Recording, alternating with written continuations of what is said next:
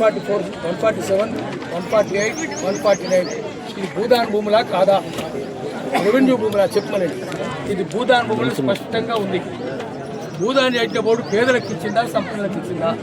పేదలకే ఇచ్చింది. ఈ 62 ఎకరాల 7 గుంటలు ఎవరి భూములు? భూదాన్ యజ్ఞ బోర్డు భూములు. భూదాన్ యజ్ఞ బోర్డు భూములను కాదనే అధికారం నీకుందా? నీ సర్వే నువ్వు కానీ, నీ మంత్రులు కానీ, నీ ముఖ్యమంత్రి కానీ గాంధీ భవన్ పోయి భూదాన్ యజ్ఞ బోర్డు అధికారం తీసుకున్నారా? ఇంకా ఉంది. 2013లో ఇదే తుమ్మల నాగేశ్వరరావు రోజు పోయి కేసీఆర్ పాదాలు తీసుకెళ్ళాడు. ఆయన ఆ పార్టీలో ఉన్నప్పుడు 2013 జూలైలో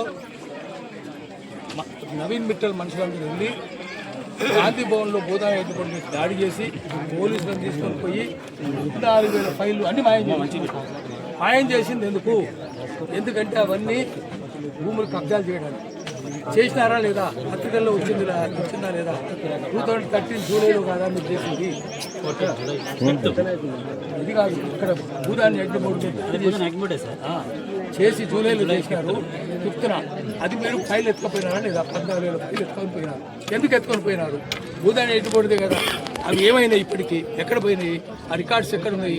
ఎందుకంటే దాన్ని రెవెన్యూలో చూపించి భూములు కబ్జాలు చేయడానికి చేసినారు. ఒకటి, మీరు ఇప్పటిదాకా రెవెన్యూ బోర్డు అధికారులకు ఎందుకు ఇచ్చినారు? సీసీఎల్ఏకి ఎందుకు ఇచ్చినారు? నవీన్ మిట్టల్ లాంటి దొంగకి ఎందుకు ఇస్తారు?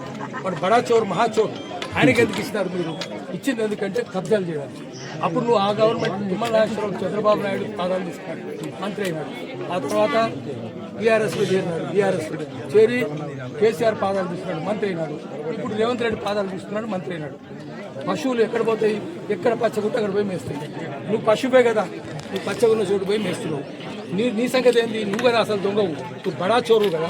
ఇందులో ఒక్కరైనా డబ్బులు ఉన్నారు కదా చెప్పానండి. రెవెన్యూ కలెక్టర్ అడుగుదాం, అనుతూ దురిశెట్టి ఆయన అడుగుదాం. నీకేమైనా చదువు ఉందా? నువ్వు బానిసవా? ఏది చెప్తే రాజకీయ నాయకులు ఏది చెప్తే అది చేస్తావా? ఎట్లా చేస్తావు? నువ్వు భూదాన్ యజ్ఞ బోర్డుదా కాదా తెలుసుకో. భూదాన్ యజ్ఞ బోర్డు చట్టం ఉందా తెలుసుకో. ఇది ప్రైవేట్ భూమి, భూస్వామి. భూదాన్ యజ్ఞ బోర్డు ఇచ్చిందా లేదా? 62 ఎకరాలు ఇచ్చింది కదా. అయినప్పుడు రెవెన్యూ వారికి ఎట్లా వర్తిస్తుంది? రెవెన్యూకి ఎట్లా వాడు యజమాని ఎట్లయితే రెవెన్యూ కాదు కదా. ఎట్లా వచ్చినావు?